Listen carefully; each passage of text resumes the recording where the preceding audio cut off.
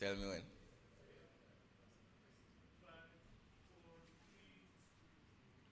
Hi, good morning. Welcome to another edition of our post-cabinet press briefing. We are here thanks to the Jamaica Information Service as well as the team from the Office of the Prime Minister and PBCJ. I want to also welcome members of the media who are tuning in and who are also here. This morning we have a very special presentation by the Honorable Floyd, Minister of Agriculture and Fisheries, and this is very important in light of challenges facing farmers due to the drought and also opportunities for farmers that he has recently announced. Without further ado, I would like to welcome Minister Green to the platform. Minister Green.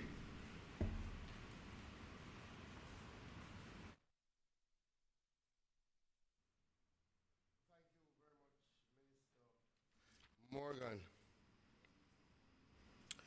So firstly, as we close out Farmers Month, I think it's a great opportunity for all of us to express our sincere gratitude and commendations to our farmers. I've always said that if you are eating something, then you should thank a farmer. And the farmers' hard work sustained us throughout the entire year. And this April, we've been celebrating our farmers. We got off to a wonderful start with the agricultural show in St. James at Montpelier and also in St. Mary. And we've had a host of activities just to remind our farmers how grateful we are for their service and the fact that they feed our communities and fuel our economy. So I want to thank them specifically for their hard work and their tireless efforts. And just to say that despite having a very challenging year last year, our farmers really put their shoulders to the wheel to start 2024. And our preliminary figures indicate that the first quarter of 2024, we would have grown our agricultural sector by over 10%. And that is a testament to the hard work, dedication, and determination of our farmers. And that is why it's so critical that we have to respond as our farmers have gone into a drought cycle that is really causing them tremendous challenges. What we did is that we recognized from January that there were significant issues across the country, especially in parishes like Manchester and St. Elizabeth, where they were having extended dry spells. And as such, we started from about the end of January trucking water to our farmers. In fact, between January and March, we have trucked about 9 million gallons of water, helping 900 farmers. Additionally, we have also been working with farmers to be better able to withstand this current drought by making them more resilient. And as such, we've worked with about 45 farmers to develop catchment areas and provide them with pond liners. And that work has helped about 1,000 farmers in enhancing their water management practices and their agricultural sustainability. Additionally, we've targeted about 6 areas, highly productive zones, that we're building retention, catchment areas. We have earmarked over $8 million to that drive. We have completed one already in Hindstown. We're doing some work in Lucky Pen in St. Mary to ensure that when the rain does come, that our farmers are better able to capture that water and to use that water for their agricultural enterprise. As we have recognized that the drought has persisted, and what started in Manchester and St. Elizabeth has now been extended to multiple parishes, we have enhanced our drought mitigation response. And as such, we're now focusing on Clarendon, St. Elizabeth, Manchester, Trelawney, Westmoreland, St. Anne, and Portland. We've allocated an additional $24 million to the trucking of water, which is part of a bigger program that amounts to about $90 million. So trucking is our immediate response, and I want to say to our farmers, if you are in need of water, please contact your RADA extension officer or your RADA parish office. Also, you can contact the National Irrigation Commission. But we do recognize that trucking is just one element. But in order to even treat with the element of trucking, we have realized that we need to enhance the assets that we have in the Ministry of Agriculture, especially those that are used to truck water, so our water trucks. What happens during a drought oftentimes is that it's very difficult to get the private contractors to truck water to our farmers because they also have a high demand to truck potable water.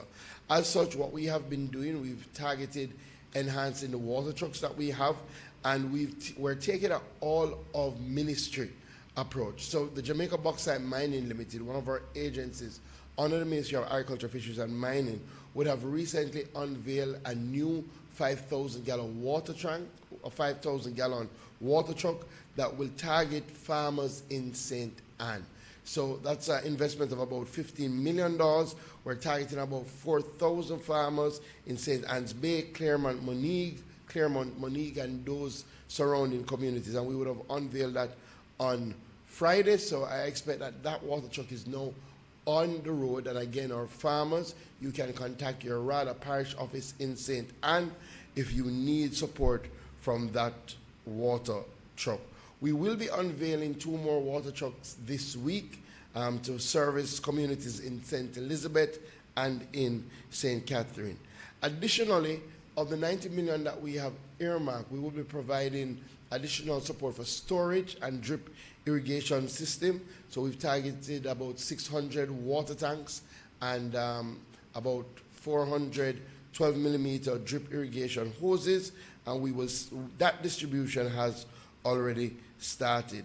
Additionally, we've earmarked about $8 million to really help with our livestock farmers. We know the difficulty that you're facing now in this time. Very hard to get the right nutritional support for your animals, and as such, we will be providing some hay, we will be providing some trucking of water to you. Again, our livestock farmers, if you are in need, please contact RADA and let's see how we can help in these times. Additionally, we have been working with our farmers to remain vigilant during this period to look out for updates from the meteorological services, to also download, if you have the capacity, the RADA app, so that we can help guide you not only in relation to what is happening on the rainfall side, but also in relation to your integrated pest management. We know we do see some increases of certain types of pests during this time period, and it's important that our farmers are paying attention to that. It's also important that you're taking the drought management seriously, so soil mulching, looking at planting drought-tolerant crops, timely harvesting, implementing land husbandry treatments, contour ditches, planting cover crops, minimum soil tillage. All of that is important now as our farmers face this ongoing drought. I'll speak a little bit about our fishery sector and what we've seen last year and some of the things that we're working on, and then I'll speak a little bit about our mining sector. In 2023, our fishery sector significantly boosted our national economy, contributed about 160 million United States dollars. We did see marine production account for 151 million and aquaculture amount for 8 million US dollars, and that's 151 million US dollars of the 160 million total that we would have contributed to the national economy. We did see a noticeable increase in our registered fishers, and we're happy for that. We saw an increase moving from 5,687 fishers who renewed their licenses to 7,644, a 34% increase in renewals. And we continue to work on that. And we do believe some of the systems that we've put in place to make that easier is bearing fruit. We also saw an increase in marine fish production. We saw substantial growth by 28%, yielding 13,691 metric tons, again valued at US dollars 151 million, compared to 10,000 metric tons in 2022, which was valued at $118 million. So we are seeing a noticeable increase in our marine fish production. We also saw an increase in our tilapia production, and the NFA would have produced 1.3 million tilapia seed stock to help the sector meet their demand for tilapia. And we would have broken new ground for a brand new tilapia hatchery, which will move our annual production from about 500,000 fry to about 5 million fry annually. Additionally, if you haven't heard, Jamaica is the first country in the world to attain Marine Stewardship Council certification for our queen conch fishery. That certification underscores that Jamaica's conch industry is sustainable and also gives our conch a significant competitive advantage in the global market. Our conch industry is valued at about $8 million United States dollars annually, and this opens up, this certification opens up new avenues for our local conch fishers. Additionally, we have been strengthening our National Fisheries Authority. We have put more boots on the ground to provide greater extension services. I've said to the team, just as our farmers are used to rather being that arm that they turn to when they have challenges, when they're looking for technical support, the National Fisheries Authority will be that avenue for our fishers. And as such, we've been enhancing our extension services. Yes, we will have extension services in our fishery sector, and we've been enhancing our compliance officers. And over the course of last year, we were able to do 900 site visits across critical locations to provide fisheries oversight. And that includes our fishing beaches, marinas, restaurants, tournaments, seafood stores, rivers, fish farms. It's a comprehensive approach to ensure that we monitor and also that we enforce our regulations. We are now in the close season for lobster. I know we all love our lobster, but again, if we don't have these close seasons, then we will not have an industry to protect years to come.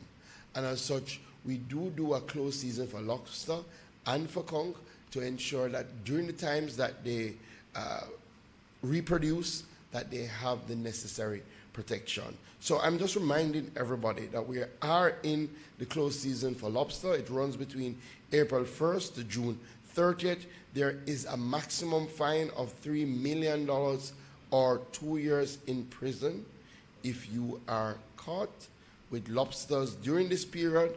And if you possess tails from undersized or buried lobsters, again, that is strictly prohibited. And we want an all of society approach. So please, if you go to a restaurant and they're serving lobster during this time, contact the NFA. 948-9014, 948-6933, 967-2081. So while we're in the closed season of lobster, the good news is that we're in the open season for conch. So please, you might love lobster, try conch. And conch would have started, our conch season would have started the 1st of March, 2024. And again, it's important for all of us to work together to protect our marine species so that generations to come will have them. Let me turn briefly to mining and some of the developments in mining. The Jamaica Bauxite Mining Limited, a company that was set up years ago to manage the bauxite assets that were formerly held by Reynolds. Clearly, part of what we have to do is think about life after mining. And the Prime Minister has tasked all of us as ministers to look at assets under our portfolios and where those assets are underutilized or underperforming, to take strategies to ensure that they're servicing our people.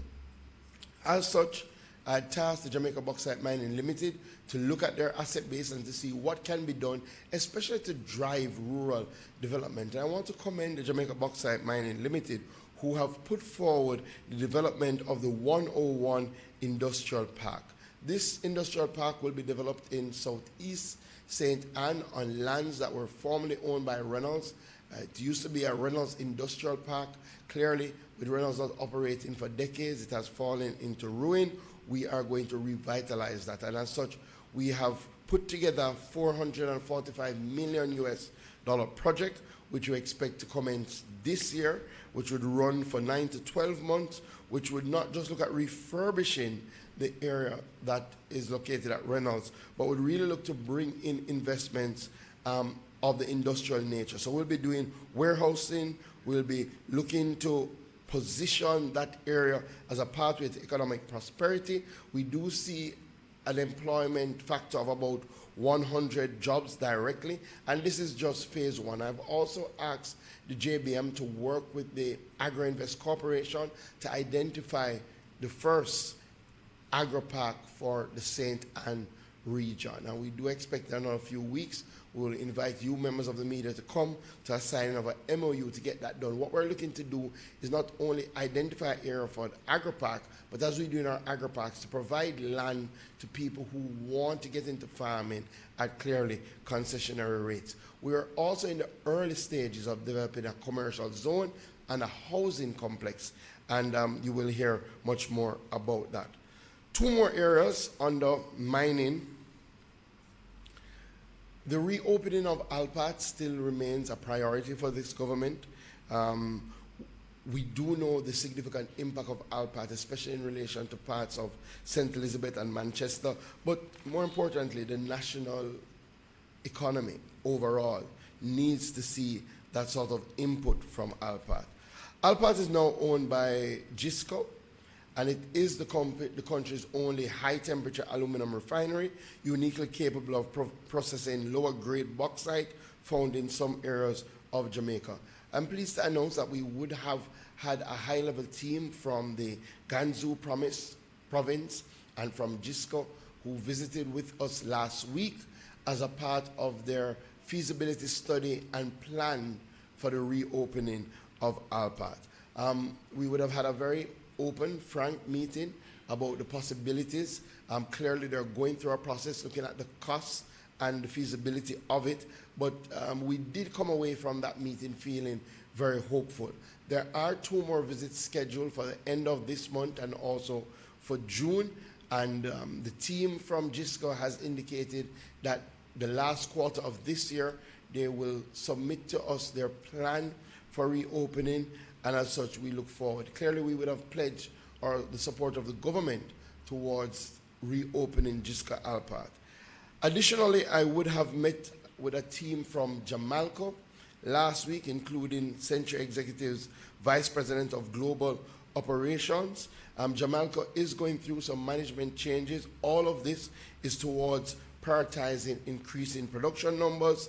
We would have discussed issues regarding land reclamation, land titling, and that is a priority of this government, to treat with some of the issues that have really not gotten the sort of attention that it needed over the years. And we would have gotten a clear commitment from the new manager of Jamaica and also from Century that they will prioritize land reclamation, that they will prioritize land titling. I've asked Minister Whittle to pay keen attention to those areas, and we do expect to see an uptick in the pace of land titling during this year. So with that said, exciting times for agriculture, fisheries and mining. Despite the challenges we face, the ministry continues to work together with our farmers, with our fishers, and of course with our mining sector to drive economic growth and development for Jamaica.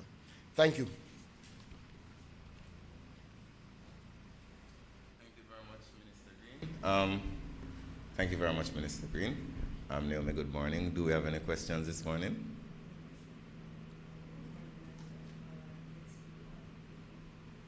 Good morning, Minister. Thank you. Good morning. Yes, we do have a few, but may I start with you, Minister Morgan? The Prime Minister having posted the decision from Cabinet yesterday concerning recognizing the state of Palestine has received commendation online, and I see a few comments though asking, what took the government so long in coming to this decision? If you could help our viewers understand really the deliberations that go on in matters such as these. Well, I think the Minister of Foreign Affairs will be best placed to outline the process. All I will say is that Cabinet did consider the matter. We view it of significance, and the Minister did make a presentation to Cabinet, and at the end of the presentation, Cabinet was unified in its position and make the decision which was published to the public. Thank you, Minister. All right, Minister Green, if you could, there are a few questions for you from members of the media who are watching online. The first question comes in terms of the expected cost impact because of the flood, because of the drought. If you could help our journalists in terms of just getting a response in terms of what are the likely impact on the various vegetable crop because of the drought.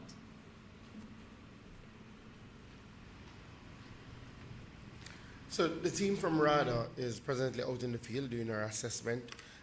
We do know normally when we have extended periods of drought that the areas most impacted are vegetable lines, especially our leafy vegetables. So we're out doing the assessment now. I wouldn't give any figures as yet. I do expect that by next week we will see what is happening. Clearly what we're trying to do in our drought mitigation exercise is to cauterize loss, to try and help the farmers save their crops. We do expect nonetheless some fallout. So by next week we should have some figures and we'll be able to tell persons. I would have met yesterday with our greenhouse cluster and to see how they can ramp up production during this time to ensure that we have sort of consistent supplies of our vegetable line. So that is work in progress. So we should have a better grasp in terms of any loss that we've suffered by next week. I think the specific question, Minister, was, is there any vegetable crop that's looking like it will be more impacted than the other as yet? So normally our leafy vegetables, so normally things like lettuce, normally things like cabbage, normally some of our fruit lines that depend heavily on water are normally impacted, but it's a little too early to say the extent of the impact. One of the challenges, and I'll be very honest, and one of the realities is that, we have to be now rolling out drought mitigation from as early as March, from as early as February. Normally you would save that for the summer months. So we are seeing the reality of changing climate. What we also have seen is that more of our farmers are preparing for these eventualities. So we're doing the assessment in a week or so. I'll tell you where we've seen significant reductions, but normally we look out for our vegetable lines. Those are the ones that normally suffer the most. Clearly, things like Irish potato, we've already seen some challenges in our Irish potato crop, and as such, we look at steps to treat with that. Okay, thank you, Minister. I have another one for you online, then I'll go to two questions on the floor. And again, it's a follow-up to that in terms of the impact or measures being put in place specifically for the tourism sector, dealing with local food production and crop that is unsold to our hotels. Yeah, so far we haven't had, and let me step back. So, the fact that we saw a 10% increase in production in between the January and March quarter, and in fact, we do expect that when we finish assessing the preliminary results, it will be more than 10%. A lot of those increases were in our vegetable lines. So thus far, we haven't heard significant complaints. In fact, thus far, we haven't gotten tremendous complaints at all from our hotel sector in terms of challenges that they're facing. Thus far, we're managing through the drought, but if the drought persists, it will get more difficult for vegetable lines. Our sector knows that when we have those challenges, they reach out to us and we see how we can work together to ensure that there's no break in supply. And we will continue to do that. So I want to assure our citizens in general, members of the media, that we will do what needs to be done to ensure that there is food security during this time period.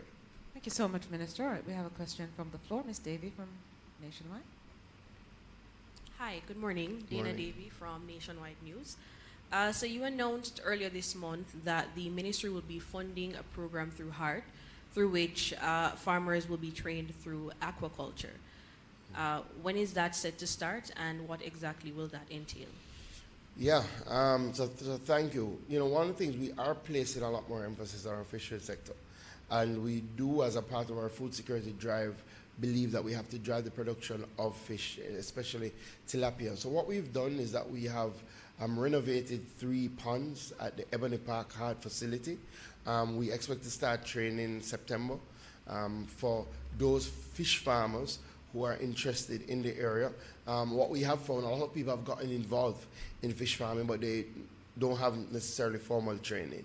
So we want to ensure that they have better outcomes, that they're taking a scientific approach to fish farming, so we're going to work with HEART in that regard. Additionally, we do have a program through the ministry where if you're interested in fish farming, if you were to prepare a 1-acre pond, up to 1 acre, we will provide you with the fish free of cost. right? So we're really looking to drive our tilapia fish production as a means of food security. So that training will start about September, and we do expect in another few weeks to unveil our newly renovated ponds, and we will use that to drive aquaculture.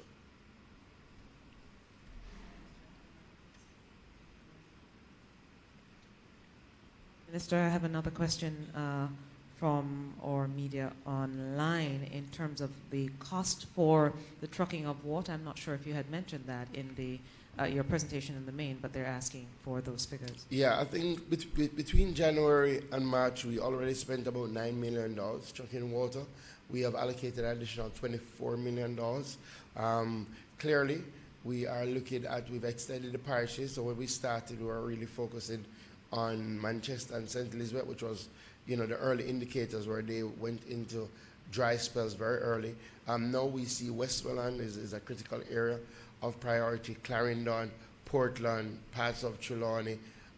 So 24 million we will utilize for the trucking of water. Clearly we'll continue to assess. It is early days, so you know, we do hope that we will see some rain. I've been looking at the projections. It does appear that we may get some rain, hopefully in the center to the east of the country. The west and the south do appear that they will have a difficult time. So we'll continue to monitor it. And as I said, part of what we're doing, and this is about planning. So we appreciated that we would be in drought this year. So we would have procured from last year, started the procurement process for some trucks. So we're better able to reach to the farmers. So we would have unveiled one of those on Friday. We're going to unveil another two on Thursday so that we're better able to face the drought. Thank you for that, Minister. Minister Morgan, I believe this one would then be for you. It's not related to agriculture, so you can take this one. We note that the crime figures are trending down, specifically the murder figures, but in recent days there have been a number of police shootings, especially in the St. Catherine area. Does the government have a concern in this regard? Well, we don't have the full details on the circumstances of these incidents. We would have to depend on the police and INDECOM. We cannot make a definitive statement on any of the incidents other than to say that if the police are confronted by criminals, the police have a right to take action. But we cannot pronounce on any particular incident until the constituted authority, which is the internal police mechanisms, as well as INDECOM, have finalized their investigations. All right, thank you so much, Minister. You're welcome. Are there any further questions? Oh, another ad. Okay. Hi again, back to agriculture. So, Minister Green, recently your opposition counterpart, Dr. Dayton Campbell, raised concerns about the government's plans to divest the AMC. You've been quoted in the media, saying that there are no such plans. But just for clarity, what exactly are the government's plans for AMC? Yeah, thank you.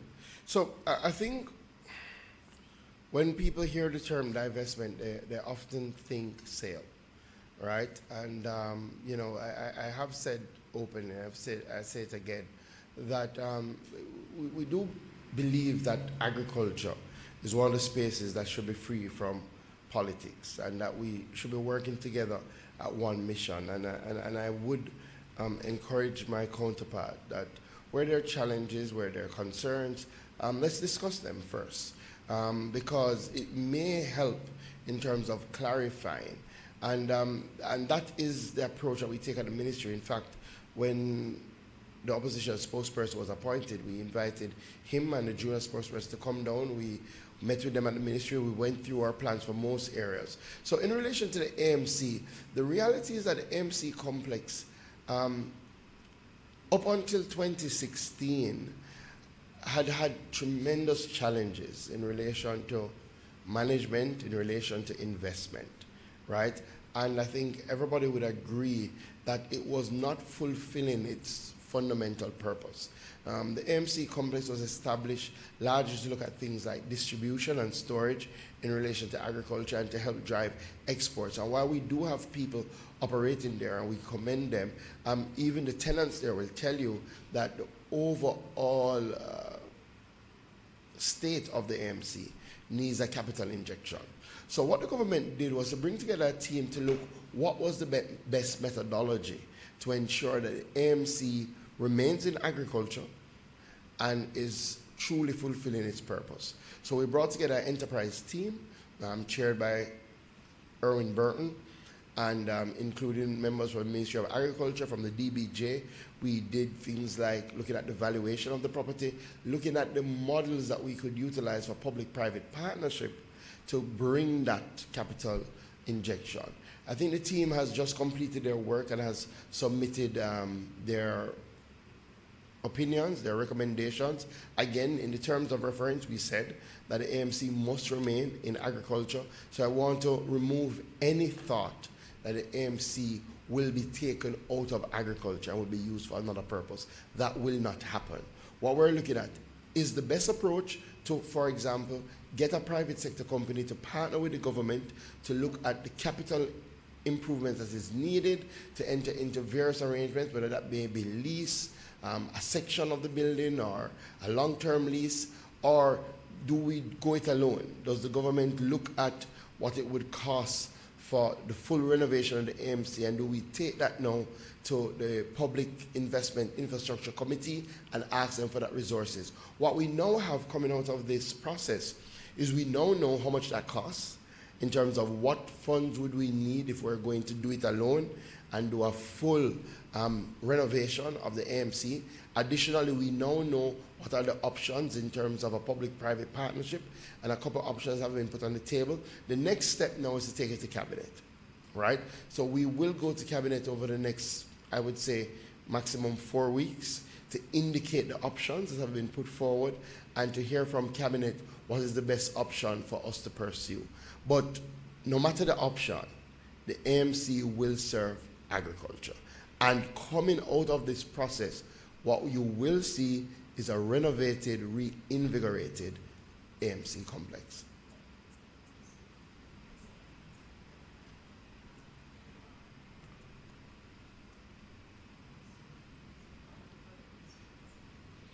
Thank you very much.